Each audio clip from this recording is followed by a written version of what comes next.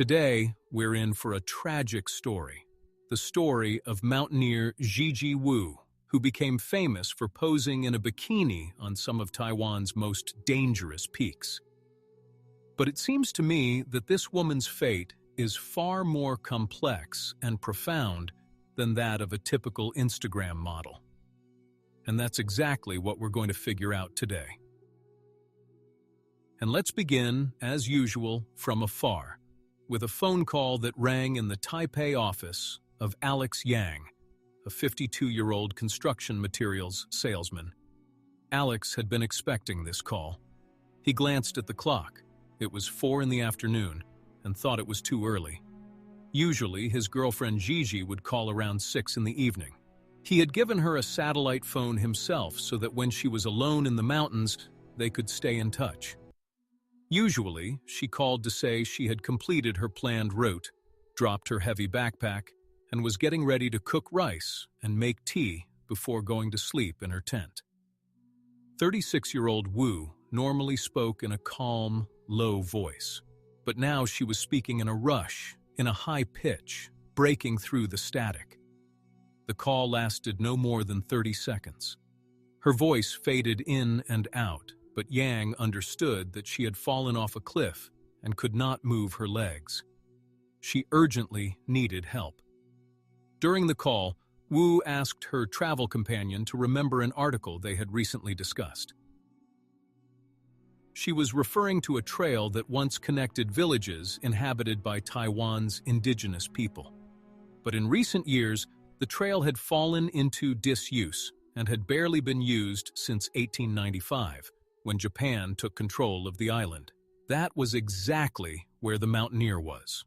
Alex figured that at night, the temperature in those mountains would most likely drop to 0. He shouted into the phone, telling her to cover herself and, if possible, find some kind of shelter. Then the call was cut off.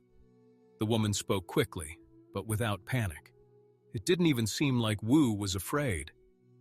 Alex knew that she kept her phone in her backpack, which meant she had fallen with it, and that she had access to food and gear. And beyond that, she had thousands of miles behind her and hundreds of summits.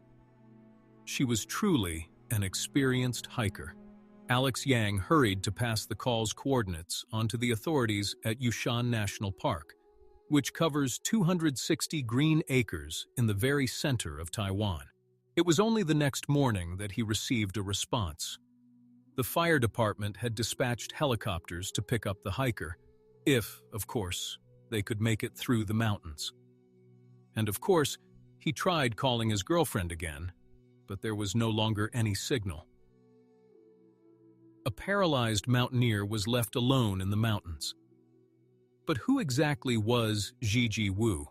Let's take a closer look.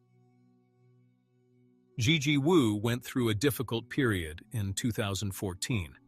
First, her father passed away. Then, her employer offered her a relocation to China along with the company, which she refused. As you probably know, China and Taiwan have, to put it mildly, a complicated relationship. She quit her job and, taking the savings she had accumulated over 20 years, decided to dedicate her life entirely to her passion, mountain hiking.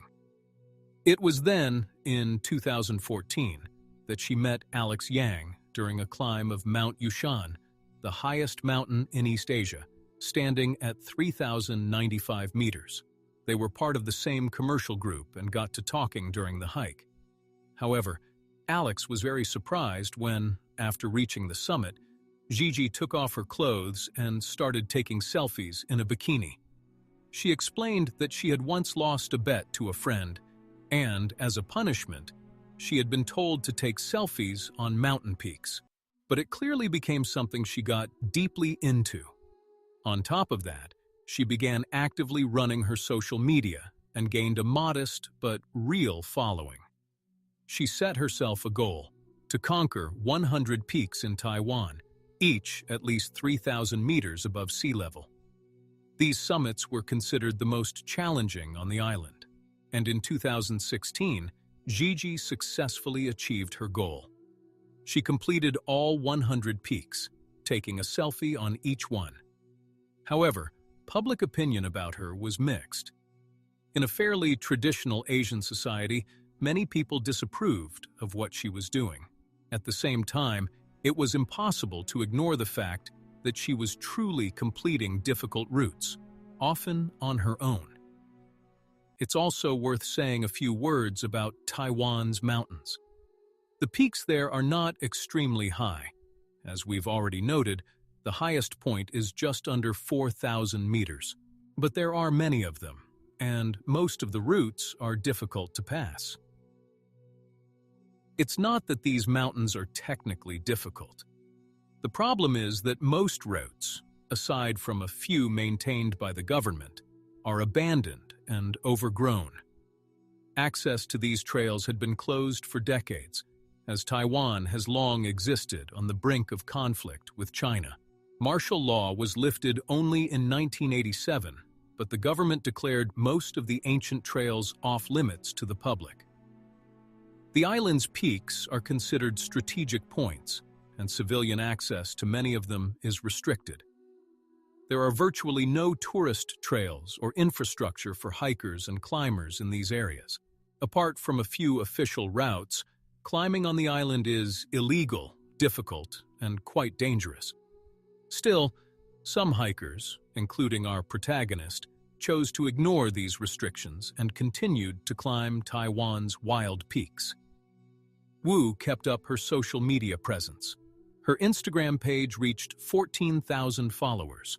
That may not sound like much, but she did have a small audience. She shared not only her semi-nude photos, but also stunning mountain landscapes, and described the routes she completed, pointing out particularly difficult and dangerous sections.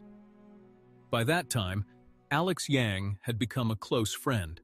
He bought her a satellite phone and a Garmin GPS device.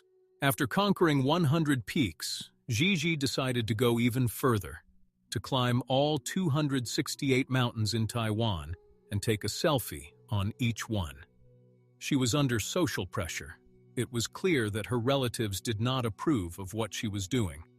She appeared at home less and less often. In 2018, she spent more time in the mountains than in the city. As I mentioned earlier, she often went on her expeditions alone. It's not as if she had never faced dangerous situations before. For example, in May 2017, she set out alone across the Central Mountain Range. When she returned, she posted a photo with the caption that every mistake in the mountains could be your last. A year later, she shared a photo of her legs covered in scrapes and bruises, the result of a dangerous fall that, according to her, nearly cost her her life. In December 2018, Gigi went to an outdoor gathering with friends where she met an American hiker, John Salomon, who followed a fast and light style. In other words, he was an ultralight backpacker. Ultralight hikers aim to reduce the weight of their packs as much as possible. They carry minimal gear, food, clothing, and so on. John later recalled being struck by the weight of Gigi's backpack. On long trips, it weighed more than 30 kilograms, and she was a petite woman. On top of all her gear, she carried a lot of photography equipment, a heavy camera, several lenses, a bulky tripod, and more. John remembered trying to give her a few tips on how to lighten her pack. He suggested replacing rice, which requires a lot of water and bulky cookware to prepare, with freeze-dried meals, and also recommended getting rid of some of her gear. He explained that if she were to lose her balance on a solo hike, a lighter backpack would have less momentum and would be less likely to pull her into a fall. He also recalled that Wu cut the conversation short and politely brushed off his suggestions. And now we move on to the main events. On January 11th, 2019, Gigi Wu decided to set out on a 2-week hike through Yushan National Park in central Taiwan. Part of the park is open to tourists, but it is bordered by restricted areas with closed peaks, which were the hikers' real objective. She planned to start on the historic Batongguan Trail. It is a popular tourist site, but then she intended to deviate, illegally, of course, onto a forbidden and dangerous trail that neither she nor her friends had ever walked before. Her route was meant to be a loop, beginning and ending at the Dongpu Hot Springs to the west of the mountains, where Yang was supposed to pick her up on the 24th. On the first day of the hike, Wu came across a dead dog in a mountain hut. She carefully carried it outside and buried it. That strange sign was reported to Yang in the evening via satellite phone. And of course, before setting off, the experienced hiker checked the weather forecast and saw that the 18th and 19th would be sunny and clear. She scheduled the most difficult sections of the route for those days. On the 18th, before she left the abandoned trail and began descending the northwestern slope of Mount Yupan at an elevation of 3,115 meters, she posted a photo of the summit with clouds on Facebook, captioned, "Celebrating Today." And on January 19th, Wu was already moving off trail through the wilderness. The slopes, covered with trees and shrubs, alternated with rocky scree fields and loose talus. In some places, there were completely sheer drops. The rocks were slippery and wet due to high humidity. Then, the rain began. Moving forward became even more difficult. Around noon, Wu wrote to her friend, who had been helping her plan the route. She said she had reached an altitude of 2,400 meters and planned to descend slightly lower, to 1,600 meters, before setting up camp near a small river at the base of two long ridges. That was her last message before the fall, and only at 4 in the afternoon would Alex Yang's phone ring. By that time, she had already managed to press the SOS signal on her Garmin navigator. However, the weather made any rescue flight impossible. Strong winds were blowing, it was raining, and the updated forecast said the skies would not clear until morning. But at dawn, the rain was still falling. When the helicopters landed in the mountains, thick fog covered the area. Lin Chen-yi, a veteran of the 3rd Fire Rescue Squadron with 38 years of experience, called in volunteers from the village of Kalibuan.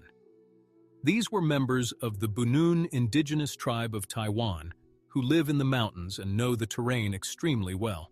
In such dense fog, helicopters were useless. So at 8 in the morning on the 20th, the firefighter and 2 local guides jumped into the back of a blue pickup truck and headed up the gravel road, hoping to save the woman. They reached an altitude of 2,600 meters, got out of the vehicle, and continued on foot. There was no road beyond that point. At the same time, another group of 3 people was attempting to locate Wu by helicopter. But the fog and rain persisted, so around 1 in the afternoon they also set out on foot to search. After several hours of descending slippery slopes, the group finally reached the elevation where the woman had planned to set up camp, 1,600 meters.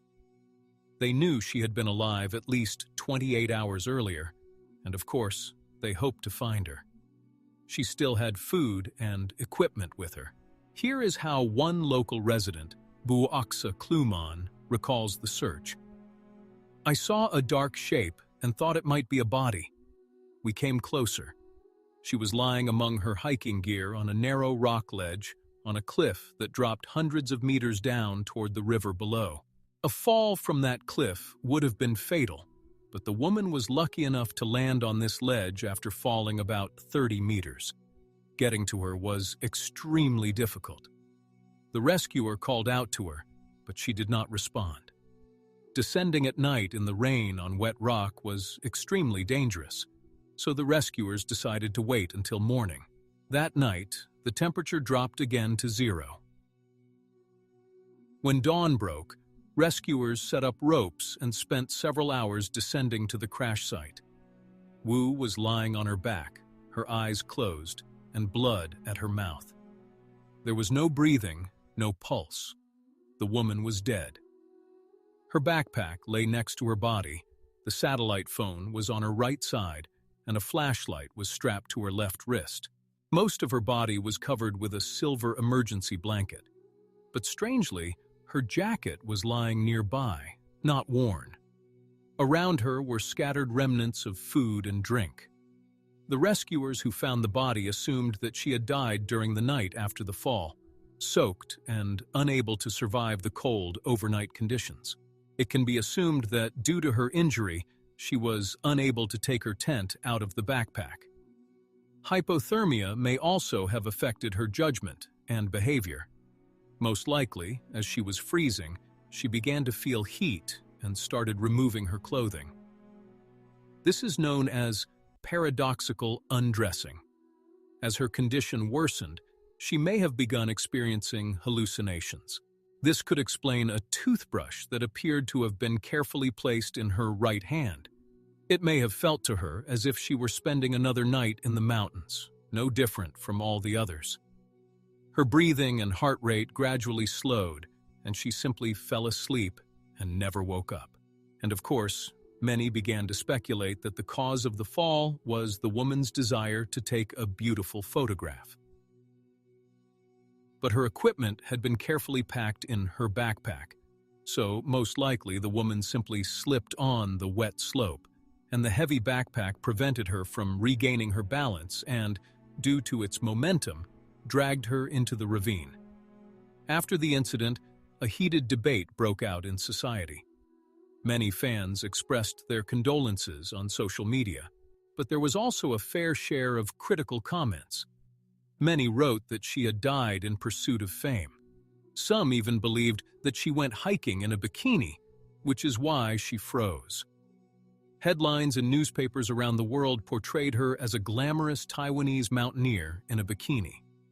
The Taiwanese government also did not stay silent. They threatened to fine the mother of the deceased climber $60,000 for her daughter hiking in restricted areas. In the end, the fine was never imposed. But there were also positive outcomes. Several Taiwanese officials took notice of the case, and it was discussed at the highest levels. In the end, a year after the incident, the Taiwanese government announced that it would lift restrictions on access to forests and mountains that had been closed for decades. Taiwan also invested nearly $23 million in restoring 78 trails and repairing 35 mountain shelters. And if you're interested in my opinion, I also do not share the view that Gigi Wu was simply a glamorous Instagram mountaineer.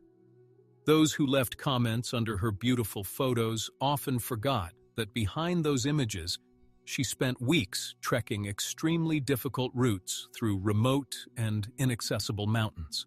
And the fact that she enjoyed taking photos in no way diminishes her experience as a hiker. In my view, the tragedy was caused by two factors. The first was the nature of this expedition. She was alone. A solo hike is an extremely difficult and dangerous undertaking. Had she had a partner, they most likely would have been able to pull her out, and everything would have ended differently.